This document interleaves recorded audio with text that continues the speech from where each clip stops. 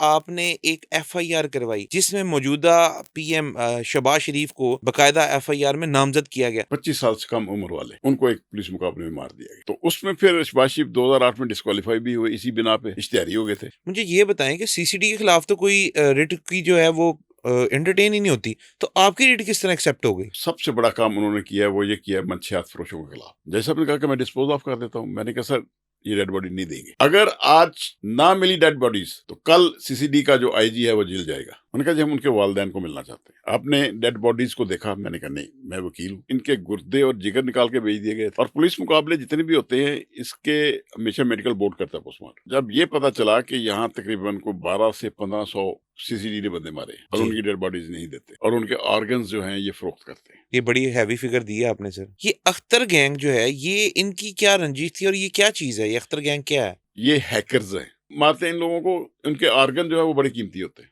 शहबाज शरीफ murder case हो, marathon case हो, police अफसर हैं, पूरे अपने सूबे के अंदर दहशत क्रिएट की, पैनिक क्रिएट किया हुआ है, उसके खिलाफ बोलेगा कौन? आपने एक बयान दिया कि इमरान खान को जेल में जहर दिया जा रहा है। जब मैं अपनी बीवी से मुलाकात करता हूँ बुशरा से, तो एक कर्नल साथ बैठा होता है। खान साहब कहते हैं कोशिश कर रहे हैं मुझे मारने की और स्पेशली स्लो पॉइजनिंग के जरिए, क्योंकि उन्होंने हमारे वकला बरादरी में से भी आधे वकला को खरीदा हुआ है। जी, ये एस्टेब्लिशमेंट ने खरीदा हुआ है। साल 2025 में 1400 लोगों को एनकाउंटर कर दिया गया और जिसमें से 90% सेम पैटर्न पे थे। और दोस्त छुड़ाने आए या उसकी फायरिंग से मर गए। या दोस्तों के साथ जा रहा था, उनकी फायरिंग हमारी क्रॉस हुई तो वो अपने दोस्त की फायरिंग से हलाक हो गए। बिल्कुल। आज तक पुलिस वाला तो नहीं हलाक हुआ, जख्मी हो जाते हैं। जख्मी भी वो शरे वाली बंदूक लेके हो जाते हैं। तो इस तरह की ड्रामेबाजी मैंने बहुत सारी इन केसों में देखी है पुलिस के। सर जी, सुहेल जफर चड्ढा साहब के ऊपर आपने डायरेक्ट इल्जाम लगाया है। अपनी जात के लालच के लिए अगर आप किसी को मारते हैं तो वो बहुत बड़ा जुल्म है। जब से तिफी भट्ट का मर्डर हुआ है उस वक्त से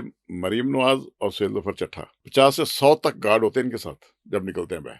यह है इनकी जिंदगी। पंजाब इमूवेबल प्रॉपर्टी एक्ट 2025 आया, आप क्या समझते हैं कि गवर्नमेंट का ये अच्छा इकदाम है? उस एक्ट के अंदर जो प्रोसीजर दिया गया था उसको अडॉप्ट नहीं किया गया। जब जजेस को इंसाफ नहीं मिल रहा जिस मुल्क में, आम आदमी इंसाफ के लिए कहाँ निकलेगा? पीटीआई 90% से ऊपर जा चुकी। ये जितनी देर इमरान को अंदर रखेंगे वो अपनी लिमिट बढ़ाता जाएगा। औरत की हुक्मरानी मजहब में जायज नहीं है। यहाँ पे देखिए 4 खवातीन हैं जिनको 9 दफा तलाकी हो चुकी, वो इस सूबे को चला रही है।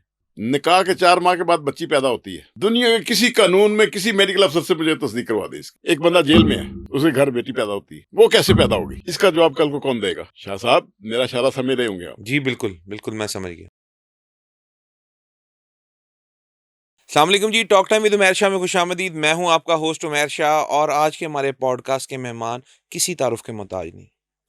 मैं बहैसियत एक पाकिस्तानी बड़े ही वसूख से ये कह सकता हूं कि हम पाकिस्तानी ईमान के उस दर्जे के ऊपर हैं कि जहां पर हम सिर्फ दिल में बुरा जानते हैं। बिल्कुल, ना ज़ुबान से कहते हैं, ना हाथ से कहते हैं, दिल में बुरा जानते हैं। मगर आज के दौर के अंदर भी कोई एक ऐसा मौजूद है जो ज़ुबान से भी बुरा वो हमसे ईमान के तकाज़े में काफ़ी ऊपर हैं। तो बिला दखीर चलते हैं हमारे गेस्ट की जानिब। अस्सलाम वालेकुम बाजवा साहब, कैसे हैं आप? जी अल्लाह का शुक्र, थैंक यू। सर, हमें वक्त देने का बहुत-बहुत शुक्रिया। आपकी भी मेहरबानी, आपने बुलाया। सर, आपके दबंग अंदाज से तो हर बंदा ही आपको जानता है। आज हम आपसे डिस्कस करेंगे कुछ ऐसे अहम टॉपिक्स के ऊपर, कुछ ऐसी डिस्कशन जो आज तक कभी किसी प्लेटफॉर्म पे ना की गई हों।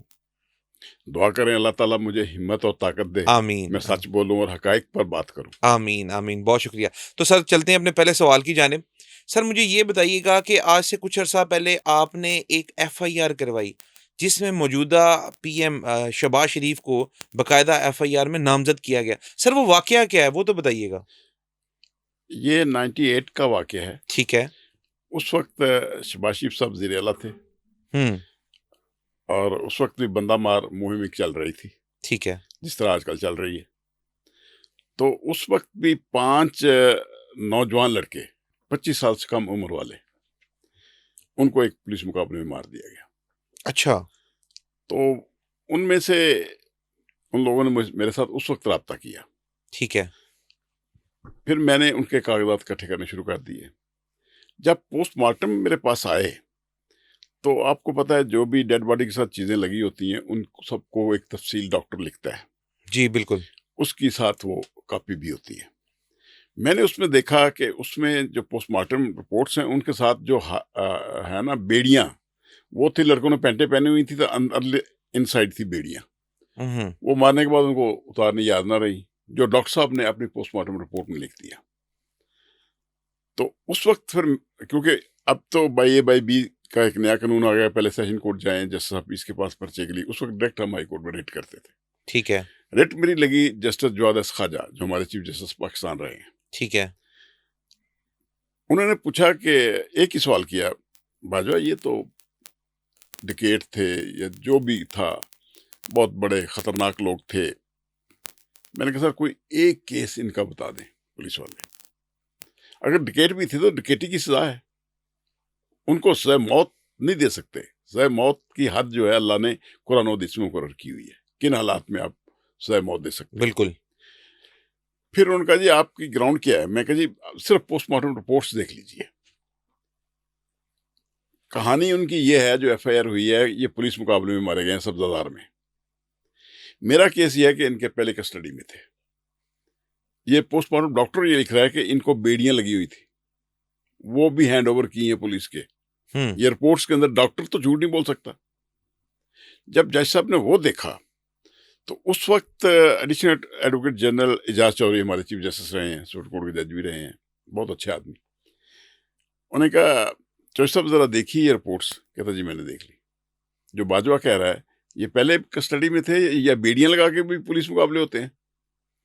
तो जिस पर ऑर्डर हुआ उस वक्त शहबाज शरीफ साहब पर बाई नेम एफआईआर हुई थी, और वो मामूली से वाक़े की वजह से उनको जो है बच्चों को मारा गया कि इनमें से एक की बहन जो है कर्नल के घर काम करती थी, अच्छा।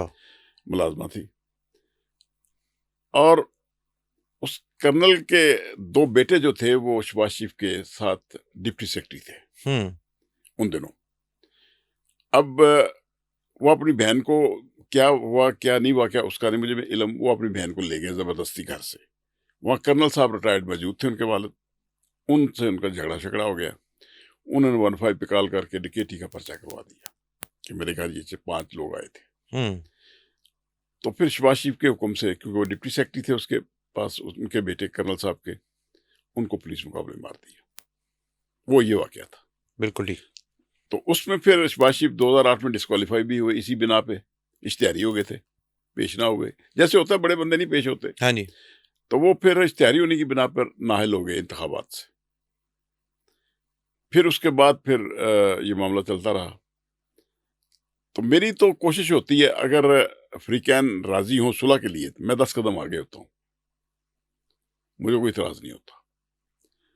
तो बहरहाल वो मामला फिर कंप्रोमाइज हो गया, ये वज़ीर आला बन गया आके 2008 में, तो वो फिर पार्टी के साथ इनकी सेटिंग हो गई। सेटिंग हो। ठीक। बाजा साहब मुझे ये बताएं कि पंजाब गवर्नमेंट ने एक इदारा बनाया सीसीडी, आपका इस इदारे के बारे में क्या ज़ाती तौर पे क्या ख्याल है? क्या ये इदारा अच्छा बना, अच्छा काम कर रहा है? देखिए जहाँ तक उनके अच्छे कामों की बात है वो तो मैं ज़रूर कहूँगा। ठीक है। चाहे मैं उनके खिलाफ, उनके आईजी से लेके 8 एसपी, 8 डीएसपी, 8 इंस्पेक्टरों के खिलाफ पर्चे की दरख्वास्त दी हुई है। 5 बच्चे उन्होंने मासूम मार दिए। अच्छा। जी। तो उनके जो काम हैं, जैसे आपने देखा होगा, मैं क्योंकि क्रिमिनल प्रैक्टिसिंग लॉयर हूँ, बड़े बड़े क्रिमिनल्स जो हैं या रूपोश हो गए या मुल्क छोड़ गए। और दूसरा जो सबसे बड़ा काम उन्होंने किया है वो ये किया है मंशियात फरोशों के खिलाफ जो एक्शन लिया है। कालजो यूनिवर्सिटी, मैं इन दिनों में एक रिट भी तैयार कर रहा था, इसमें एंटी नारकोटिक्स फोर्स और बाकी सबको पार्टी बना के ये कॉलेजों और यूनिवर्सिटियों के अंदर हमारी नौजवान नस्ल को जो तबाह करने के लिए आइस, जी जी, जो लेटेस्ट जो आजकल है नशे की एक नशे की बड़ी जो है फॉर्म है। बिल्कुल फॉर्म, ठीक। तो उसमें लगाया जा रहा था। और कंटीनों पे, कॉलेजों यूनिवर्सिटियों की कंटीनों पे लड़कियों की हो या लड़कों की वो मिलती थी इजी एसेस के साथ। बिल्कुल जी ठीक है। इसी इसना में मुझे फिर एंटी नारकोटिक्स कोर्ट्स में जो लोग काम करते हैं वकला, जो उनके एंटी नारकोटिक्स फोर्स के आजकल जो प्रोसिक्यूटर भी हैं सीनियर, जी जी। वो भी मेरा शागिर्द है। और जो वहाँ पे आजकल वकालत कर रहे हैं वो मेरे कहते हैं सर बाजा साहब, जब से सीसीडी ने ये काम शुरू किया है उस वक्त से पठान अपने बोरियों के हिसाब से चर्स वगैरह फेंक के चले जाते, कहते जब बिकेगी दे देना, तो घर में कोई रख ही नहीं रहा। इस हद तक खौफ फैल गया और ये एक अच्छा इकदाम है। बिल्कुल ठीक। लेकिन इसके साथ साथ जो मुझे जिस बात ने हिला के रख दिया, ये जो सीसीडी ने 3 भाई और 2 उनका बहनोई बहावलपुर से उठाए, साहिवाल से, फिर साहिवाल से हुक्म हुआ लाहौर ले आओ, फिर लाहौर ला के उनको तकसीम कर दिया 5 जिलों में, अच्छा। नारोवाल, चनियोट, हाफजाबाद, गुजरांवाला, फैसलाबाद। ठीक। वहां जाके एक ही रात में जाके रात 1 बजे से लेकर सुबह 5 बजे तक 5 को मार दिया। अच्छा, मार भी दी है। मार दिया। ठीक है। और 3 जो है इन्होंने जुडिशियल कर दी है। वो हमने रिट की कि इनको बरामद किया जाए। मेरे पास रब्ता किया उसके वालिदैन ने, तो रिट की तो हाई कोर्ट ने उनको कहा कि सीसीडी के आईजी को ये बंदे पेश करो। अगले दिन उनके एसएसपी आफ्ताब फुलरवान पेश हुए, रिपोर्ट लेके। उन्होंने कहा जी 5 का तो इनकाउंटर हो गया और 3 जो है हमने जुडिशियल कर दी हैं डिकेटी के केस में शिनाख्त परेड के लिए।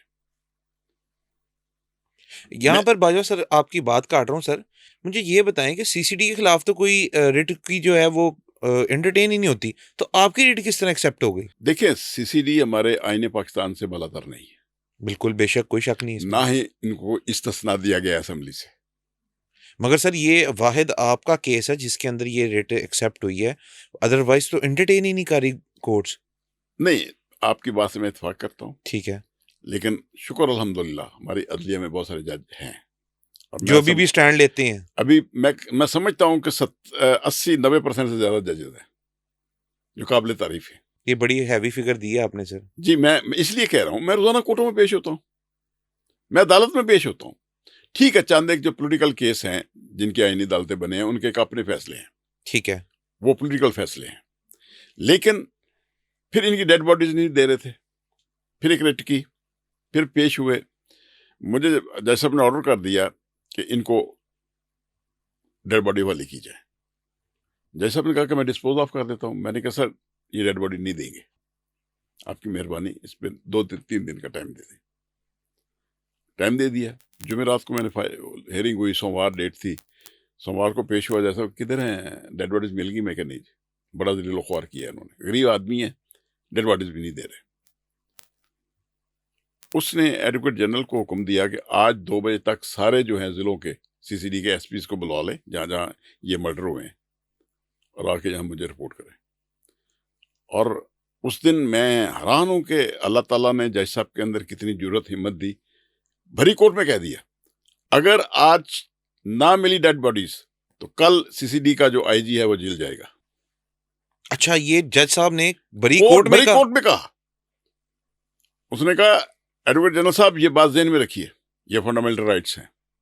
ठीक है, मर गए, आपने मार दिए या वो पुलिस इनकाउंटर में मर गए, डेड बॉडी देखो एफआईआर में नाम लिखा हुआ है, वल्दियत लिखी हुई है, एड्रेस लिखे हुए हैं उनके, और आप उन्हें लावारस करके दफना रहे हैं। पहले तो इस बात की जवाब देना, लाश की बेरुमती का। तो सर आपके हिसाब से उन्होंने दफना दिया था इनको? दफना दिया था अच्छा, मुख्तलिफ कब्रिस्तानों में लावारिस करके। लावारस करके, हालांकि एफआईआर में नाम, वल्दियत, एड्रेस लिखा हुआ है। जुल्म की इंतहा तो ये है ना। बिल्कुल। फिर वो जब डेड बॉडीज लेने गए, उसके वालिदैन, जब हाई कोर्ट का ऑर्डर हो गया तो उनमें से 5 की 5 डेड बॉडीज शॉपरों में बंद थी, कफन तक नहीं पहनाया गया, कपड़े वही थे और जिस्म यहां से कटे हुए थे। जिस्म कटे हुए? कटे हुए थे। और उसकी क्या वजह बनी सर? अगर इनकाउंटर था तो फिर तो फायरिंग से मार दिया होगा। मैं गुजारिश करता हूं ना जी जी। शाह साहब, अल्लाह ताला नीचे आके बंदे को नहीं मारता, बेशक, वो कोई बंदे शक की बात ही मारता है, बिल्कुल बिल्कुल कितना भी जालिम हो। फिरौन भी था तो माती बिल्कुल बिल्कुल बिल्कुल। तो इन हालात में जब मैंने ये सारा रिकॉर्ड इकट्ठा किया, फिर वो दरख्वास्त जो थी कुछ बन के आ रही थी, कुछ उनके ताल्लुकात थे जहाँ जहाँ थे, कुछ मैं भी बना करेक्शन लगाता रहा उसमें। इसमें ये, क्योंकि देखें सीसीडी के खिलाफ कोई आदमी दरख्वास्त तो दूर की बात, शहादत देने के लिए कौन आएगा? ऐसा ही है। तो मैंने वो शहादत, फिर कहा मुझे, आप देखें हर आदमी के हाथ में कैमरा है, बहावलपुर जिस शहर में आप रहते हैं वो वहाँ लोग मोहल्ले में किसी न किसी ने फिल्म बनाई होगी, साहिवाल से उठाए हैं वहाँ भी फिल्म बनाई होगी। फिर ये सीसीडी का ऑफिस है जहाँ से ये तकसीम किए आगे इन्होंने 5 एसपीज को, जाके इनको मार दो, दरख्वास्त दे दी। वो केस बड़ा हाईलाइट हुआ, आप लोगों की वजह से, वी लॉगर्स की वजह से पूरी दुनिया में चला। तो सर कोई अभी आपने बताया कि डेड बॉडीज के जो वो पेट जो है वो मैं खुले। उसकी तरफ वो एक सेपरेट है अच्छा थोड़ा सा, ठीक है उसमें बहुत बड़ा इंकशाफ करके दूंगा आपको ओके क्यों काटी गई थी वो। ठीक है जब ये हम दरख्वास्त फाइल की, कभी भी सीसीडी के खिलाफ एप्लीकेशन नहीं आई। बिल्कुल सही तो शुक्र अल्हम्दुलिल्लाह, अल्लाह से दुआ की थी, "ए अल्लाह मेरी मदद था", क्योंकि इस वकूए में 22 बच्चे और 5 बेवा हैं। 22 22 बच्चे बच्चे यतीम हुए हैं और 5 जवान लड़कियां बेवा हुई हैं एक ही घर की। 3 हकीकी भाई हैं, 2 उनके बहन हुई हैं। एक ही खानदान के 22 बच्चे। एक ही घर के, खानदान दूर की बात, एक ही अच्छा बाप की औलाद, 3 बेटे उसके 2 दामाद, एक दामाद और उसका भाई। तो दरख्वास्त हो गई और शुक्र अल्हम्दुलिल्लाह हमारे मुल्क में अभी भी मीडिया जिंदा है, सोशल मीडिया की शेप में। हमारे बाकी टीवी चैनल सब पे पाबंदी है, कोई खबर चला ही नहीं सकता। ऐसा ही है तो जब ये खबर बहुत बड़ी हाईलाइट हो गई इंटरनेशनल लेवल पे, एक मिनिस्टर साहब को मैं जिक्र किया था कि मुझसे फोन आता है, साबिक मिनिस्टर है नून लीग के, अच्छा साबिक मिनिस्टर ठीक है नून लीग के, कि मेरा एक दोस्त आपसे मिलना चाहता है। मैं क्या आ जाए? कहते शाम 4 बजे। मैं क्या आ जाए? वो साहब आ गए, बैठे, तारफ उन्होंने करवाया अपना, अपने दोस्त का जो भी है, हसास अदारे का था और पंजाब का सीनियर अफसर था। अच्छा उसके बाद साहब आपने बड़ी जुर्रत और हिम्मत से ये केस किया है, पहले भी शबाज शरीफ पे अपने मुकदमा दर्ज करवाया, 100 बच्चों वाला मैंने किया, जैनब वाला किया, ये माल्टोन वाला, ये सारे बड़े बड़े केस मैंने पुलिस मुकाबलों वाले किए। मैंने कहा इस केस में उस साहब ने कहा कि मुझे फाइल मिल सकती है, कोई डॉक्यूमेंट दे सकते हैं।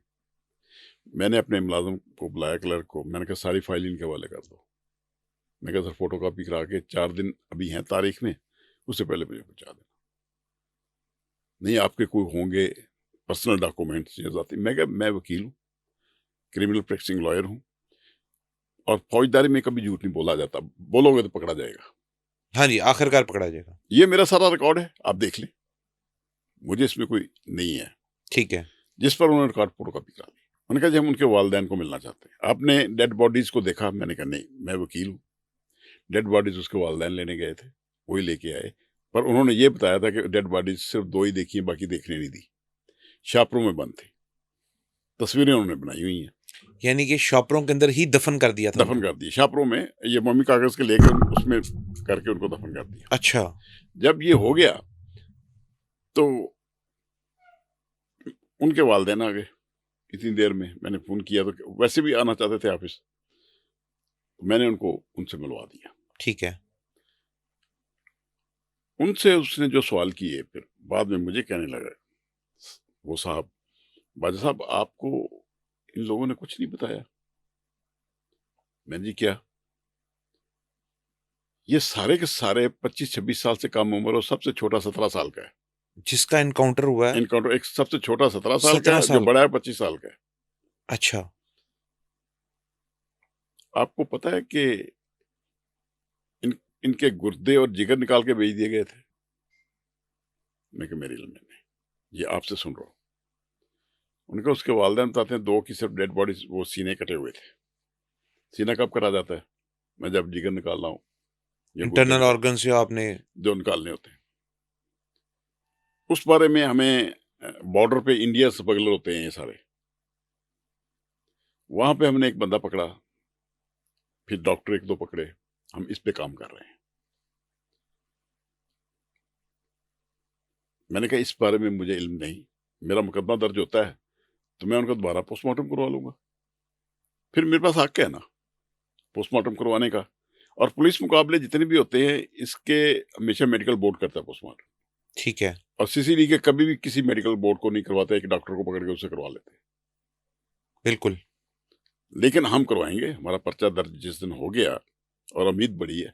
और जज साहब खुद परेशान थे जब मैंने बहस की कि सर इसमें ये हालात, मैंने इनका रीपोस्टमार्टम भी करवाना है अगर आप ऑर्डर करेंगे तो। अब क्योंकि कानून बदल गया है, पुलिस मुकाबला और टॉर्चर जो पुलिस कस्टडी में मर्डर्स हैं उनके केस एफआईआर रजिस्टर करती है। 2022 का एक्ट जो है। 222 एक्ट जो है ठीक है। टॉर्चर कस्टोडियल मर्डर, ठीक है। उस पे एफआईआर से रिपोर्ट कॉल की गई। अब क्योंकि इसमें 8 अजला शामिल हैं, बहावलपुर, साहिवाल, लाहौर, 5 जहाँ पे ये लड़के मारे हैं, ठीक है। उन तमाम के एसपीज को भी हमने मुलजिम रखा हुआ है, डीएसपी, एसपी, एसएचओ को भी। एक ही दिन में लाके सुबह साहिवाल से सुबह यहाँ 9 बजे पहुंचते हैं, शाम को 3-4 बजे तकसीम कर देते हैं और वो लेके चले जाते हैं और जाके रात को 1 बजे से लेके सुबह 5 बजे तक 5 को मार देते हैं, सेम डे के अंदर, सेम नाइट, सेम नाइट, एक ही रात में। ठीक है। मुख्तलिफ हैं, एक ही घर के अफराद मुख्तलिफ जिलों में बना के कि ये यहाँ से पकड़ा गया, ये यहाँ से पकड़ा गया। नहीं, वो ये इन्होंने बनाया वाकया कि जी हम नाके पे खड़े थे, जैसे होता है इनकी स्टोरी, ठीक है। तो पुलिस को देख के इन्होंने फायरिंग की, हमने जान बचाने के लिए हमने भी फायरिंग की, इनके साथियों की फायरिंग से इनके मारे। साथियों की फायरिंग से वो मर गए। ठीक। 5 की एक ही कहानी है, यानी कि जो 90% अभी तक इनकी कार्रवाई है वो सेम यही है। सेम इसी पैटर्न पे है। फिर मुझे जब ये पता चला कि यहाँ तकरीबन को 12 से 1500 सीसीडी बंदे मारे हैं और जी। उनकी डेड बॉडीज नहीं देते और उनके ऑर्गन्स जो हैं ये फरोख्त करते हैं। ये बड़ा बड़ा इंकशाफ है सर। भाई मुझे तो इल्म नहीं था, फिर जिस बंदे ने बात की मैं उस पर एतबार करता हूँ। इतने बड़े लेवल का आदमी इतनी बड़ी बात मुझसे आके पूछे और करे, और मेरी ही उसकी मौजूदगी में एक बहुत बड़े आर्मी ऑफिसर का फोन भी आता है, किधर हो? उसका मैं वकील के ऑफिस में हूँ, रिकॉर्ड इकट्ठा कर लिया है, मेरी वालदैन से भी उन्होंने मुलाकात करवा दी है। मैंने कहा ठीक, तो आपने क्या पाया? उन्होंने कहा जी वकील की तरफ से तो कमी नहीं है, बाकी जो अदालत ने करना है या बाकी जो भी है मामला, और ये बिल्कुल बात दुरुस्त है, उनके सीने कटे हुए थे। जिस पे ये बात फोन पे हो रही उनकी आपस में, मामला हो गया। फिर खैर मेरे साथ सीसीडी वालों ने रब्ता किया। मेरा बेटा क्योंकि अभी रजिस्टर बना है, आईजी साहब का बेटा, और वो क्लास फेलो है IG Punjab, IG doctor Usman साहब, डॉक्टर उस्मान, ठीक है। शहरोज उनका बेटा है, वो उसका क्लास फेलो है। ठीक है। आईजी सीसीडी चट्ठा, शेर जफर चट्ठा को आईजी पंजाब ने जवाब दे दिया। उन्होंने कहा आफ्ताब बाजवा इस तरह के कई केस कर चुका है, उसको अप्रोच नहीं किया जा सकता। हाँ, वो एक बात है, या अपनी वालदा की मानता था या अपने बेटे की। वो वकील बन गए, उसके साथ होता है, और मेरा बेटा क्लास फेलो, वो मुझे भी कम इज्जत देता है, उसको ज्यादा इज्जत देता है। इन दोनों को ले जाओ। उन्होंने पकड़ा, मेरे बेटे को लिया। मैंने कहा बेटा मैं एक दफा नहीं 1000 दफा मिलूंगा, आए। मुलाकातें हुई जी। मैंने कहा आपसे हाईकोर्ट में रिकॉर्ड मांगा, आपने नहीं दिया। डेड बॉडीज लेने की दूसरी डेट हुई, उस वक्त रिकॉर्ड मांगा। सुहेल जफर चट्ठा की बात कर रहे हैं आप? जी जी। अच्छा। उनके आदमी आए सर। जी जी, जाहिर है रिप्रेजेंटेटिव। हाँ उनके। मैंने कहा जी आपने कहीं रिकॉर्ड नहीं दिया, मासूम बच्चे मार दिए, चलो आप आए हैं। मैं भी चाहता हूँ, मैं नहीं चाहता कि जो हो गया सो हो गया, लेकिन अगर आप सुलह करना चाहते हैं उनके साथ, तो 22 यतीम बच्चे हैं, 5 बेवा हैं, उनको किसने पालना है? जो उनके गुर्दे और जिगर बेचे हैं, कम से कम वही रकम दे दो उनको। उनका अपना अपने बच्चे हैं ना, तो मैं भी कोशिश करूंगा आपकी सुलह करवा दूं। उनको भी कह दूंगा भाई आज भी करनी है, जब भी ये करेंगे, क्योंकि इस वक्त इनको जो अख्तियारात दिए गए हैं इस हद तक दे दिए गए हैं, ना कानून को मानते हैं ना अदालत को मानते हैं। बिल्कुल। तो मैं कोशिश करूंगा। जिस पर उन्होंने कहा कि जी हम आपस में मीटिंग करके बताएंगे। जो लास्ट मेरी बात हुई, अभी तक उनकी शायद कोई मीटिंग हुई कि नहीं हुई, क्योंकि कोर्ट ने ऑर्डर कर दिया था डायरेक्टर जनरल एफआईए को कि वो किसी डिप्टी डायरेक्टर की ड्यूटी लगाए, इसकी इंक्वायरी करे, पहले ये डिटरमिन करे कि इसका किस जिले में पर्चा होना है। क्योंकि हमारा तो स्टांस ये है कि यहाँ आईजी के हुक्म से ही बावलपुर वालों ने उठाया, साहिवाल से आईजी के हुक्म से उठा के यहाँ लाहौर लेके आए, आईजी के ऑफिस से आगे डिस्ट्रीब्यूशन बाकी जिलों के लोग लेके चले गए, वकुआ यहाँ से शुरू होता है। बिल्कुल ठीक। और मुकदमा भी यहाँ दर्ज होना चाहिए। अब 5 जिलों में या 7 जिलों में हम नहीं जा सकते। और सर इन 5 के ऊपर मुकदमा एक ही था डकैती का? नहीं, इनका आपस में लड़ाई झगड़े का था। वहां पे इनके भावलपुर में एक अख्तर गैंग है। जी सर, मैं नेक्स्ट मेरा क्वेश्चन यही था कि ये अख्तर गैंग का आपने जिक्र किया। जी, ये अख्तर गैंग जो है, ये इनकी क्या रंजिश थी और ये क्या चीज़ है? ये अख्तर गैंग क्या है? छोटे भाई, शायद आपके इल्म में ना हो, मेरे भी इस केस की वजह से बहुत बातें सामने आई। अच्छा, ये हैकर्स हैं। ये अख्तर गैंग जो आपने अख्तर बताया। गैंग, पेंसरा गैंग, एक यूसुफ कांटा गैंग जंग में है, एक फैसलाबाद में है, और इनके कारोबार दुबई, मस्कत, सऊदी अरब तक अच्छा, हैं ओड, अनपढ़ कौम है। तो ये लेकिन हैकर्स कैसे बन गए सर? बस हैकिंग को एक ने सीखा होगा, दूसरे को सिखा दिया, अच्छा, तो फिर ये अरबोपति हैं। ज़ाहिर है हैकिंग करते हैं तो फिर वहां पे एक को लगारी नाम का एसएचओ था, तो वो अख्तर गैंग के पीछे पड़ा हुआ था। ठीक है, उन्होंने इनसे मालूमात ली अख्तर गैंग की, इन्होंने दे दी। कोई एक आमने सामने घर है गली में, ठीक है। तो वो फिर इंस्पेक्टर जैसे पुलिस वाले करते हैं, उनको मिल जाए कोई क्रिमिनल बंदा, उन्होंने अख्तर गैंग से रब्ता की, उन्होंने पैसों से उसे खरीद लिया। ज़ाहिर है। वो एसएचओ साहब जिनके अख्तर, पास हैकिंग के इतने सारे अरबों रुपए आप बता रहे हैं, तो वो तो किसी भी को भी खरीद सकते हैं। जी, वो फिर उन्होंने उसको खरीद लिया। ठीक है। फिर उसके बाद फिर उन्होंने जब ये बताया पुलिस वाले ने कि आपका तो सारा कटा चट्टा खुल जाना है, यही आपके जो हमसाए हैं, आपकी बरादरी है, यही सब कुछ बता रही है सब। ठीक, ठीक, ठीक, ठीक। वो लोग आए हैं यहाँ पे आके चीफ मिनिस्टर साहब को मिले, जो हैकर्स गैंग है? जो हैकर है। अच्छा। वो क्योंकि उनका नून लीग से ताल्लुक था, ये पीटीआई के थे। उन्होंने अब क्या कहानी बनाई, क्या नहीं बनाई, यहाँ पे क्या बताया गया, हुँ, वो फिर चीफ मिनिस्टर साहबा ने उनको भेज दिया अख्तर गैंग को सुहेल जफर चट्टा के पास। सुहेल जफर चट्टा साहब ने फिर जो किया, अब उन्होंने क्या खिदमत की, सुनने में आया बहुत लंबी चौड़ी खिदमत की उन्होंने मसलन कि सर? हमारे मुखालफों का जो है ख़त्म कर दो। कोई 5 करोड़ कहता है, कोई 20 करोड़ कहता है, कोई कुछ कहता है, कुछ तो कहता है। सर इतने पैसे तो ऑर्गन से इससे डबल ट्रिपल पैसे तो ऑर्गन बेच के कमा लिए होंगे उन्होंने। देखिए ना, वो तो एक अलहदा है ना, ये तो पहले ये बंदे उठा के लाने वाला मामला है ना, मारने हैं। हाँ, बिल्कुल ठीक। पहले तो ये स्टेप हुआ ना, तो ये कुछ हमने लिखा है। मैंने दरख्वास्त में कोई अपनी तरफ से नहीं, जो मुझे बताया गया वो लिखा है। जो बन के आई थी दरख्वास्त, जहां से भी वो लेके आते थे, मैं कहता था थोड़ी सी जो कानूनी रास्ता होता उसको दुरुस्त कर लेता था, कानून का तालिब इल्म हूं। जिस पर फिर वो ये असल जो मामला है मारने का, आखिर हर कत्ल की एक वजह अनाद होती है, लड़ाई झगड़े की एक वजह अनाद होती है। बिल्कुल।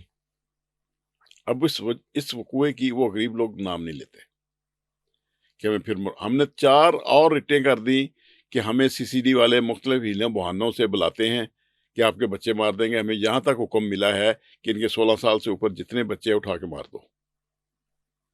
शाह साहब, आपके प्रोग्राम बताता चलूं, 12 से 1500 जो बंदा मारा है, उनमें से 90% लोग जो हैं उनकी उम्रें 30 साल से कम है।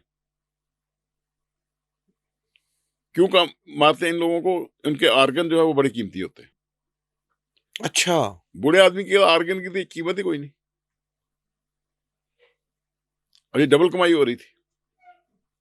यानी कि मारने के, उठाने के भी पैसे और इसके साथ-साथ ऑर्गन बेच के भी पैसे। उसके भी पैसे लेता है। और ये पंजाब के अंदर हो रहा है। ये पंजाब के अंदर, पूरे चीफ पंजाब में, मिनिस्टर मरियम नवाज साहिबा की हुकूमत के अंदर उनकी सरपरस्ती में। सरपरस्ती में। जी बिल्कुल, हमने दरख्वास्त में उनका नाम लिखा हुआ है, मरीम नवाज साहिबा का हमने नाम दिया हुआ है। सर आपको डर नहीं लगता? सर, बीइंग एज अ मुस्लिम, शाह साहब, आपके बड़ों की बड़ी मेहरबानी। हम सिख खानदान से बिलोंग करते हैं, हमें मुसलमान कर दिया बड़ों को। जब हम मुसलमान हो गए तो एक तकवा है अपने रब पे। बिल्कुल। मौत आनी है तो क्या कुर्सी पे बैठे आ जानी है? चलते फिरते कोई राह जाते गोली अलग लग 1 सकती है, सेकंड का नहीं पता आपको। किसी का नहीं पता। जब आपका यकीन अपने रब पे हो, तो कल अपने रब पे हो, तो फिर डर किस बात का? बिल्कुल ठीक। मेरा तो ये अकीदा है। गुनाहगार हूं, बहुत गुनाहगार हूं, अल्लाह माफ करे मुझे, लेकिन अकीदा मेरा ये है। बाकी रह गया, कोई प्रोफेशन है मेरा, और मैं स्पेशली जो हमारा जो वकालत का शोबा है, मैं इसे वलियों का शोबा कहता हूँ। ये इतना बड़ा शोबा है। अगर कोई समझे तो। समझ साथ साथ समझते हैं भी किसी गरीब का काम कर दें। आप फारग बैठे हैं बार रूम में, जाके 2 मिनट अदालत में पेश होकर यही बताना तेरे को ये केस ये है जी। एक दिन का वाकया बता देता हूँ। मैं कोर्ट में बैठा हूँ, अल्लाह बख्श रांझा हमारे शाहीन जज रहे हैं, उनकी कोर्ट में नारकोटिक्स का केस चल रहा था, बहस हो रही थी, वकील साहब कर रहे थे। माँ उस मुलजम के पीछे बैठे रो रही थी, मैं देख रहा हूँ। जब वो उनके वकील ने आर्गू किया, उसी पॉइंट पे रात को मैंने जजमेंट पढ़ी थी। अच्छा। हाई कोर्ट की और सुप्रीम कोर्ट की, उसमें रेफर थी। मैंने खड़े होकर जज साहब से रिक्वेस्ट की, जज साहब इसी पॉइंट पे जजमेंट आ गई है, इसको सजा नहीं हो सकती, भाई साहब वो मुझे दे सकते हैं? मैं कहा मुझे सिर्फ 15-20 मिनट दे दें। अब सेशन कोर्ट से मार रोड मेरा ऑफिस है, मुंशी को भेजा, वो ले आया, मैंने जज साहब के आगे रखी, पढ़ते ही उन्होंने कहा ये बताइए, पढ़ के उसी वक्त तो जाओ इसकी हथकड़ी खोल दो, बरी बरी करता हूं। देखो ना वकालत ये है, हम फारग बैठे हैं ना। अगर मैं वहां बैठ के नहीं मुझे तो फीस नहीं मिली, मैं क्यों बताऊं इनको? जो देना रब ने देना है, वो लिखा हुआ है। आप उसे हक हलाल से ले लें या उसे 2 नंबरी से ले लें, बिल्कुल ठीक, वो तो मिलना ही मिलना है। बिल्कुल ठीक। जब तकवा आपका रब पे है तो फिर डर किस बात का? रिस्क देने वाला भी वो है, जिंदगी मौत देने वाला वो। बेशक। बहुत जैसा मुझे ये बताएं कि 2022 में एक एक्ट आया कि जिसके अंदर टॉर्चर और कस्टोडियल मर्डर के बारे में जो है ना वो एफआईए को रेफर किया गया। तो आप ये बताएं, आपने सर कोई इस केस के बारे में या इस एक्ट के बारे में कभी कोई पिटीशन दायर की और एफआईए के अगेंस्ट भी की? उसका क्या सर, क्या केस है ये? अच्छा साहब, मेहरबानी, आपका बड़ा अच्छा क्वेश्चन है, बिल्कुल मेरे इल्म में नहीं था। अच्छा। हाई कोर्ट में हम जब बैठते हैं फारग होके, तो जो दोस्त का हमारा ग्रुप है, क्रिमिनल प्रैक्टिसिंग लॉयर, तो जिस दिन मैंने ये केस किया तो मैंने कहा यार इसकी दरखास्त बनानी है। वहां एक वकील साहब ने कहा इस पे तो वो लॉ आ गया नया 2022 वाला, अली ज़िया बाजवा हैं जस्टिस, उन्होंने इस पे जजमेंट भी दी है, ये केस वहां रजिस्टर्ड होंगे, पुलिस के पास नहीं होंगे, ठीक है, हर सर्कल का जो एफआईए है वहां पे होगा। ठीक है। वो फिर मैंने एक्ट निकलवाया लाइब्रेरी से, वो पढ़ा, फिर सीसीडी का भी लॉ निकलवाया, इनको क्या अख्तियारात हैं वो भी सारा पढ़ा, फिर ये एप्लीकेशन बनाई थी। वाकई 2022 का है, और नहायत ही अफसोस के साथ कि हम जो है हर केस को जो हमारे मुतलका हो उसे पहले दिन ही उसकी कापी निकलवा लेते हैं और पढ़ते हैं। ये क्यों नहीं पढ़ा गया ये अल्लाह बेहतर जानता है, या मेरी गफलत समझ ले, लेकिन ये कि अल्लाह का शुक्र है कि रब ने तौफीक दी, पढ़ा और समझा और समझ के एक एप्लीकेशन बनाई। ठीक है। और इंशाल्लाह इस केस में मैंने जैसे आपको बताया, शबाशी मर्डर केस हो, माराथन केस हो, और बहुत सारे पुलिस मुकाबलों के केस मैंने किए, लेकिन जितनी मजबूत शहादत इस केस में है मुझे बाकी केसों में नजर नहीं आई। इतनी मजबूत शहादत है। अब हमारी ये भी कोशिश होगी कि हम इनके आईजी और बाकी जो लोग एसपी हजरात हैं उन सब के नाम ईसीएल में डलवाएं। यानी कि क्योंकि आपको ये भी लगता है कि इस केस की वजह से ये भाग भी सकते हैं मुल्क से? भागने के लिए तैयार बैठे हैं वो बताने लगा हूं। अच्छा। जो साहब आए थे मेरे पास, उन्होंने कहा आपको इल्म में है, इनके आईजी साहब जो सेल जफर चट्टा साहब हैं, हर 48 घंटे अपनी टिकट रिन्यू कराते हैं बाहर के मुल्क की। अब शाह साहब इसके बाद कोई बात रह जाती है पीछे और सोचने और ये करने वाली? आपको एक हसास इदारे के आला अफसर अफसर ने कहा? बताया, उनके पास मालूमात हैं। इसका मतलब सर बिग ब्रदर का किरदार हर जगह पे मौजूद है। जी बिल्कुल। देखे ना ये शाह साहब, बड़ा ही सरप्राइजिंग है सर ये। सर मैं आपको बता रहा हूं जो मेरे इल्म में आया, बाकी तो हकीकत अल्लाह जानता है। और इसी बात को आगे लेते अगर हम चलें कि हर 24 घंटे के अंदर टिकट रीन्यू करवाना इटसेल्फ लाखों का खर्चा है। तो एक आईजी डीआईजी की नहीं नहीं, तनख्वाह में तो ये काम नहीं हो सकता। मैं गुजारिश करता हूँ, 48 घंटे में रिन्यू कराते हैं, ठीक है। और जो आउट ऑफ कंट्री टिकट्स होते हैं ना उन पे खर्चा नहीं आता। अच्छा। हाँ। और फिर भी क्योंकि एक वो पुलिस अफसर हैं, पूरे अपने सूबे के अंदर दहशत क्रिएट की, पैनिक क्रिएट किया हुआ है उसने, उसके खिलाफ बोलेगा कौन? बिल्कुल ठीक। अब आप कहेंगे कि मैं यहाँ बैठ के बात कर रहा हूँ, भाई तमाम आफ्ताब आज नहीं है, बिल्कुल ठीक, कोई शक नहीं। मैं आफ्ताब हूँ, मुझे तुलू होना ही होना है, तो क्यों ना हक सच के लिए तुलू हूँ। बिल्कुल ठीक, बिल्कुल ये ठीक। अल्लाह का शुक्र है। अल्लाह ने मुझे बड़ा नवाजा है शाह साहब। अल्लाह ने औलाद दी, घर दिया, फिर रब की जो सबसे बड़ी मुझ पे नवाजिश है, और मेरी वालदा अल्लाह जन्नत नसीब करे। आमीन। आखिरी वक्त जब उन वो कलमा पढ़ते हुए उनकी डेथ हुई, तो मुझे एक बात कह रही थी, बेटा जो प्लांट तुमने फिल्ट्रेशन प्लांट लगाए हैं, मैंने 70 के करीब लगाए, माशाल्लाह, मुफ्त फीस भी ले ला पानी के, माशाल्लाह। इन नए बेशक ना लगा, इनको चलते रहना चाहिए क्योंकि इनकी मेंटेनेंस का बहुत खर्चा है। और वाकई से गवर्नमेंट के क्यों बंद है, मेंटेनेंस नहीं है। बिल्कुल ठीक है, ऐसे ही है। तो मुझे अल्लाह ने बड़ा नवाजा है, इसलिए अल्लाह की हर नेमत का मैं शुक्रगुजार हूँ। सूरह रहमान में 29-30 बार आता है, फ़बिअय्यि आला रब्बिकुमा तुकज़्ज़िबान, बिल्कुल, तो मेरी कौन कौन सी नेमत को ठुकराएगा। बेशक, अब मैं उसकी किस नेमत को ठुकराऊं। बिल्कुल ठीक। और रब का शुक्र है, शुक्र अल्हम्दुलिल्लाह। और स्पेशली जब मैं किसी गरीब का काम करता हूँ बेकस, और बिल्कुल बेचारा जो होता है, या बिल्कुल कमजोर आदमी, या बिल्कुल जिस बहुत बड़ी ज्यादती और आगे बहुत बड़ा जालिम हो, उससे तो मैं जिहाद समझ के करता हूँ, वो मुझ पे फर्ज हो जाता है। ज़बरदस्त। सर मुझे ये बताएँ पुलिस का, पंजाब पुलिस का एक ऑन ड्यूटी डीएसपी, इतना बड़ा वाक़या हो गया, अपनी फैमिली को मार दिया, बीवी को, उस्मान बच्ची हैदर, को। डीएसपी जी। उस्मान हैदर।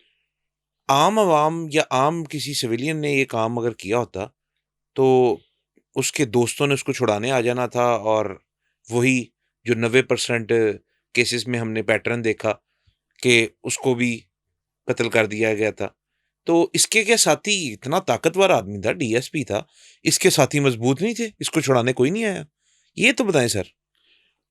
एक केस में मेरा इसके साथ आमना सामना हुआ है हाई कोर्ट में। अच्छा, उस्मान हैदर इसका नाम है, बिल्कुल डीएसपी ठीक। का। तो मामला भी बड़ा सीरियस था। तो यहाँ पे एक एसपी थे, रफीक आगे नाम उनके आता है, नाम से आगे। ठीक है, उनके वालिद कोई असिस्टेंट कमिश्नर थे। ठीक है, तो एसपी बड़ा ईमान, डेड ऑनेस्ट आदमी, उसने भेजा था मेरे पास कि भाई साहब पार्टीज की हम सुलह करवाना चाहते हैं, आपकी पार्टी राजी है। मैंने पार्टी से पूछा, उन्होंने कहा जी करना चाहते हैं। मियाँ बीवी का झगड़ा था, ठीक है, बड़े घरों के लोग थे। ठीक है, मैंने कहा जी मेरी तरफ से आपको पूरा अख्तियार है, ठीक है, क्यों मुझे अख्तियार दिया उन्होंने सुलह करवा। उस सिलसिले में उस्मान हैदर आया था। मुझे तो बड़ा थारो जेंटलमैन लगा था, लेकिन जब ये मैंने वाकया सुना बीवी और बेटी को मारने का, अब क्या हालात, क्या वाकयात, वजह नात क्या थी, क्यों मारा उसने, ये वो जानता है या अदारे जानते हैं, ये जो तो सर तफ्तीश इसको कर रहे हैं। साथी छुड़ाने क्यों नहीं आया? मेरा सवाल तो वहीं पर ही है। बात यह है क्या ये जब इतना मज़बूत नहीं था मैं कि एक, एक, इसके एक, पीछे भी साथी आते? मैं एक गुजारिश करूं, हमारी पुलिस के जो नौजवान हैं ज्यादा देहाती इलाकों से, उनको कतन उस वक्त ऑर्डर मिलता है, वो कहते हैं पता नहीं क्या हमने ये बंदे मार दिए, पता नहीं क्या कुछ हो जाएगा, हमारा कितना नाम और कितनी दहशत होगी, वो इसी में खुश होते हैं। लेकिन ये नहीं पता कल को फिर सुबह 8 बजे से शाम 4 बजे तक अदालत में बैठना है, और अदालत क्या फैसला करती है ये उनको नहीं पता होता। बिल्कुल ठीक। सर मुझे ये बताइएगा कि आपने एक बयान दिया कि इमरान खान को जेल में ज़हर दिया जा रहा है। अभी भी स्टैंड कर रहे हैं इस पे और ये क्या सोच के बयान दे दिया सर? 2 साल तो हो गए हैं, अभी तक खान साहब ज़िंदा हैं और सुना देसी मुर्गे चल रहे हैं, देसी घी चल रहा है। तो आप समझते हैं कि ये बयान ठीक दिया सर आपने? सैफर केस चल रहा था, ठीक है, हमने जज साहब से रिक्वेस्ट की कि क्योंकि ऑफिशियल सीक्रेट एक्ट के तहत ये केस हुआ है, कुछ चीज़ें इतनी सीक्रेट हैं जो हम अलहदगी में खान साहब से डिस्कस करना चाहते हैं, शाह महमूद कुरैशी साहब और इनसे अलहदा डिस्कस करना चाहते हैं। जज साहब ने हमारी रिक्वेस्ट मंजूर कर ली। फिर ये भी कहा कि हमें ओपन जो है, जेल में कोई जगह ओपन हो, वहाँ पे हमें कोई जितने कमरे हैं हर जगह बग्स लगे हुए थे, आवाज़ें टेप हो रही थी, सारी जो भी गुफ्तगू इमरान खान के साथ किसी की होती है वो टेप होती है। और आप लोग कितने वकील थे? हम कोई उस वक्त कुछ 4 या 5 होंगे। ठीक है, तो वहाँ जब हम बैठे गुफ्तगू कर रहे थे, केस के मतलब भी हो रहा था, तो खुद ही खान साहब ने कहा कि मुझे खदशा है जिस तरह इन्होंने रिजवान DG FIA लाहौर मकसूद चपरासी को स्लो पॉइजनिंग के साथ मारा है, मुझे भी मारेंगे। और हर इनकी कोशिश है मुझे जहर देने की। एहतियात अपनी जगह पे, लेकिन ये कोशिश कर रहे हैं और मुझे जहर दिया भी जा रहा है। अच्छा, दिया भी जा रहा है। इस हद तक, लेकिन क्योंकि कोई मेरी बहन निकल के बात नहीं करता, कोई पता नहीं, किसी में जरूरत ही नहीं है। तो अभी मुझे दूसरी या तीसरी डेट होगी उसमें। मैंने खान साहब ये बात मैं करूंगा और इंशाल्लाह वॉइस ऑफ अमेरिका और BBC लंदन पे भी चलेगी। बिल्कुल ठीक। मैंने बहरा के बयान दिया कि खान साहब कह रहे हैं कि मुझे ये जहर, स्लो पॉइजनिंग जिसे कहते हैं, इनकी हर कोशिश है मुझे खत्म करने की और चाहते हैं कि स्लो पॉइजनिंग के जरिए मुझे मार दिया जाए। बिल्कुल। और ये कोशिश कर भी रहे हैं।